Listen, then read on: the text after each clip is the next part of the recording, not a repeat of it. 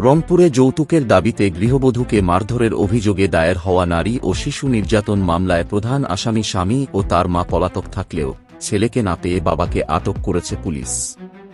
তবে মামলার বাদীপক্ষ বলছে, আইনের মাধ্যমেই তারা বিচার চান।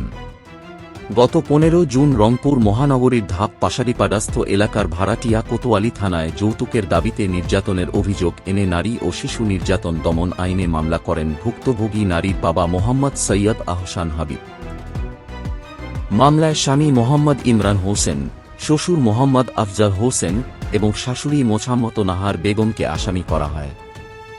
এজাহারে অভিযোগ করা হয়, রংপুর কারমাইকেল কলেজ গেট কৃষি স্টাফ কোয়ার্টার বসবাসকারী পাবনার আফজাল হোসেনের ছেলে ইমরানের সাথে বিয়ের পর থেকেই বিভিন্ন সময়ে যৌতুকের জন্য চাপ দেওয়া হয়। দাবি পূরণ না করায় মেয়েকে মারধর ও নির্যাতন করা হয়। এক পর্যায়ে বাধ্য হয়ে আইনের আশ্রয় নেন ভুক্তভোগীর পরিবার।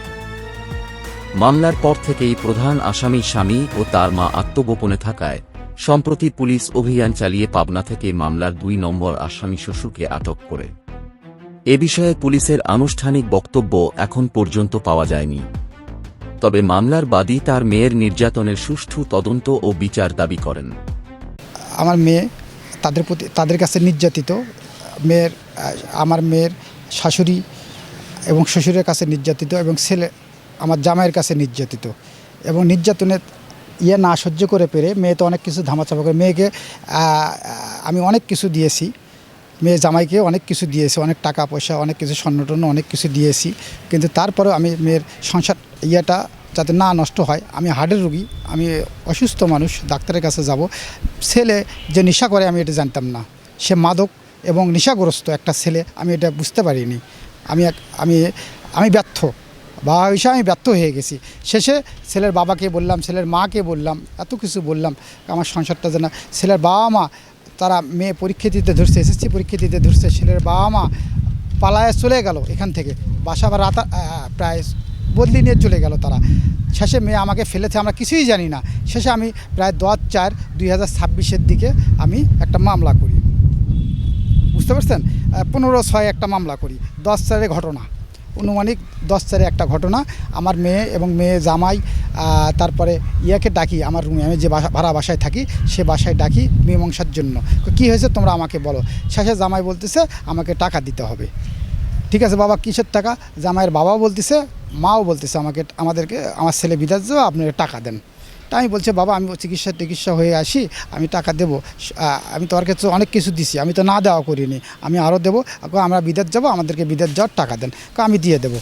ঠিক আছে, তখন আমি ডাকার পরে তারা আমার রুমে আসার পরে এক পর্যায়ে কী হয়, আমি বাইরে গেলে একটু বাইরে যাই, বাইরে যাওয়ার পরে ওখান থেকে এর মধ্যেই আসার মধ্যেই তারা আমার মেয়েকে আঘাত করে ওরা চলে যায়। আমার কাঠের একটা চেয়ার ছিল, চেয়ার দিয়ে আঘাত করে তারা চলে যায়। মাথায় আঘাত করছে, পায়ে আঘাত করছে, আঘাত করে তারা চলে যায়। চলে যাওয়ার পর তাদের ফোন টোন সব সুইচ টুইচ সব বন্ধ পাই। তারপর আমি মেয়েকে বললাম, মা তুমি পরীক্ষা দাও, পরীক্ষাটা দেওয়ার পরে তারপরে আমরা বসবো। তাদের কোনো আমি সংবাদ পাই না, মোবাইল টোবাইল সব বন্ধ ছিল, দীর্ঘদিন থেকে বন্ধ ছিল, 1-1.5 মাস বন্ধ ছিল মোবাইল টোবাইল।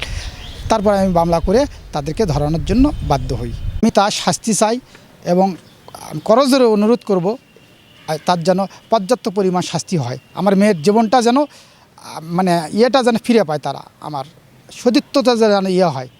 আমি তার শাস্তি চাই, আমি বিচার চাই, প্রধানমন্ত্রীর কাছে আমি বিচার চাই। এটার প্রধানমন্ত্রীর কাছে আমি করজোরে অনুরোধ করব, আমাদের মাননীয় প্রধানমন্ত্রীর কাছে আমি করজোরে অনুরোধ করব, আমার মেয়ের যেন সঠিক বিচারটা আমি চাই।